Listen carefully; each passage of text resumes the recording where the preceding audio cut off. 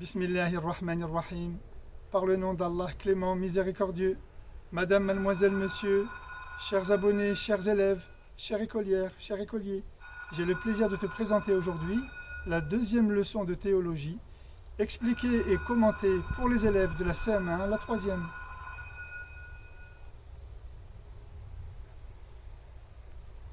Bienvenue dans ta cyber-école en ligne, Pacte. Projet d'accompagnement corano-thérapeutique émancipatrice. École Pacte. Projet d'accompagnement corano-thérapeutique émancipatrice. Leçon numéro 2. Les messagers sont chargés de transmettre les règles de vie en société contenues dans le message de Dieu à leur peuple.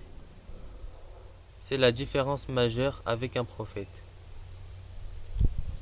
Un prophète est tenu de transmettre une leçon de morale religieuse. Ces morales dépassent les siècles pour nous accompagner durant notre vie. Un exemple de morale, vivre dans un corps sain avec un esprit saint. C'est un des premiers renseignements que nous délivre Adam et Ève. Un second exemple parmi les enseignements des premiers prophètes, si tu n'as pas de pudeur, fais ce qu'il te plaît. Chacun d'entre nous peut respecter et appliquer ces leçons. L'un des objectifs est de ne pas perdre de vue le souvenir de l'existence de Dieu en nous-mêmes. Avoir la foi ne demande pas de réfléchir pour croire. En revanche, elle me fait dire que j'ai foi en Allah mon roi. Observer la création demande d'y réfléchir pour croire au créateur de tous les univers. Aussi, elle me fait dire que je vois en elle la présence de mon maître. La loi d'Allah demande d'y réfléchir pour y trouver justice et bon sens. Aussi, elle me fait dire que j'accepte la loi de Dieu mon Seigneur. La foi est un domaine qui relève du mystère. Les articles de la foi sont de croire en 6 choses. 1. Allah. 2. Les anges. 3. Les livres, la Torah, l'Évangile, le Coran. 4. Les prophètes. 5. Le jour de résurrection. 6. Le destin, bon et mauvais. Il est nécessaire pour cela de s'abandonner totalement à Allah sans condition ni hésitation. Apprendre à savoir s'abandonner à Allah comme les oiseaux s'abandonnent dans les airs pour rechercher quelques vermisseaux.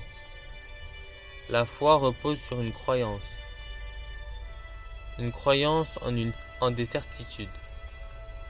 Beaucoup de musulmans croient et ont la foi mais manquent de certitude. Qu'est-ce que la certitude? La certitude, c'est un niveau supérieur à la foi. Bien souvent, si tu as une baisse de foi, ce n'est pas forcément à cause d'un manque de pratique, mais plutôt parce que ta pratique manque de certitude. Ou si tu préfères, à cause d'un manque de certitude dans ta pratique. Raison pour laquelle Allah révèle la sourate 102, l'abondance que tu connais peut-être, dans laquelle Dieu nous appelle à la connaissance de la certitude. Ainsi, avoir la certitude, c'est plus que croire. En effet, avoir la certitude, c'est véritablement avoir la conviction qu'Allah existe. C'est en quelque sorte détenir un savoir mystérieux et puissant. On dit qu'elle dépasse la réflexion. C'est avoir la conviction que le paradis existe, que l'enfer existe, que les anges existent, que les diables existent, que les prophètes existent, que la vie après la mort existe, que le jugement dernier existe et que le destin existe. Et qu'en ce qui te concerne, c'est toi qui décides de ton destin.